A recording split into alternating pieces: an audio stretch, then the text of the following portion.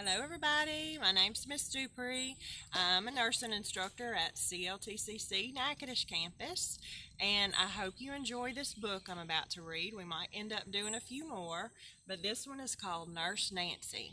And I hope that all of my students can maybe use some of these videos to occupy their little ones' time while they're trying to take a test or watch a video or something like that. Maybe they'll enjoy listening to this book. So here it goes. Nurse Nancy by Miss Catherine Jackson. Nancy liked to play with dolls. She liked to play mother. She liked to play teacher. And best of all, she liked to play nurse. She had a fine doll hospital complete with lots of bandages and handy candy pills. But she had no one to play with her. Her brothers called, "Nancy Nurse," as they raced past her door, but they never had time to stop and play. They were always too busy with big boy games. Mother stopped in at the hospital sometimes. One day she had a hurt finger.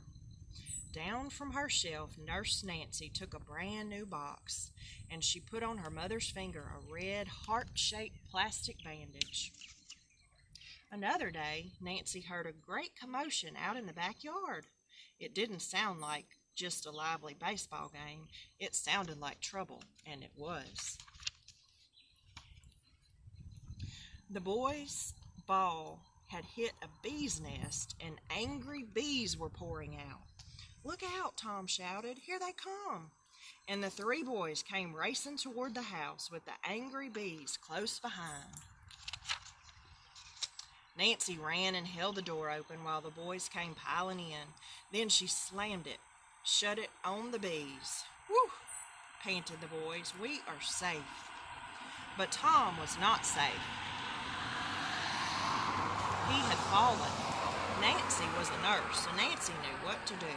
First, she took a good look at the wound. She got a clean cloth and a towel from the drawer. She dampened and soaped the cloth. "Go and lie down, patient," she said. Tom did, and she propped a pillow under his leg with a clean towel over the top. Then she washed that cut off carefully. "It's clean now," Nancy said. The damp cloth was nice and cool against the burning sting. Soon the hurt had stopped. "How do you feel now?" Nancy asked. "Much better," said Tom, and he tried to smile. But when he looked at that ugly cut, he couldn't manage to smile. "I can fix that," said Nancy. So she opened her supply box and covered the cut with a brightly colored bandage. That brand new bandage looked so fresh and fine that even Tom could smile now.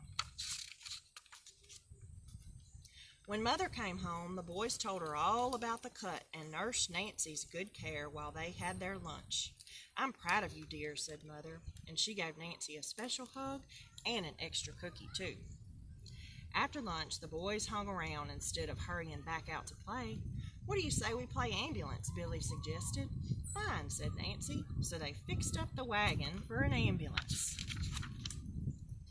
Just then, ding-a-ling, came a telephone ring. Nurse Nancy answered. "Hospital," she said. "There's been an accident," she heard a voice call, "down at the big tree."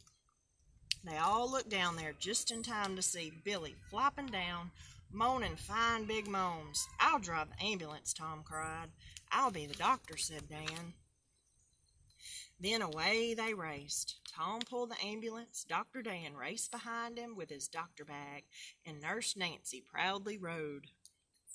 When they reached the accident, Nurse Nancy put a bandage on Billy for first aid.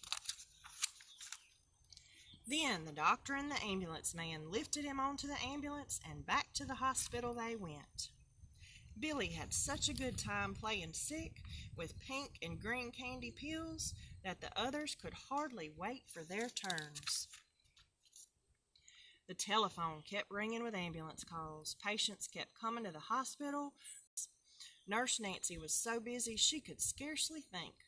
"Well," she said, when supper time came to an end to her busy day, "I'm certainly glad I'm a nurse."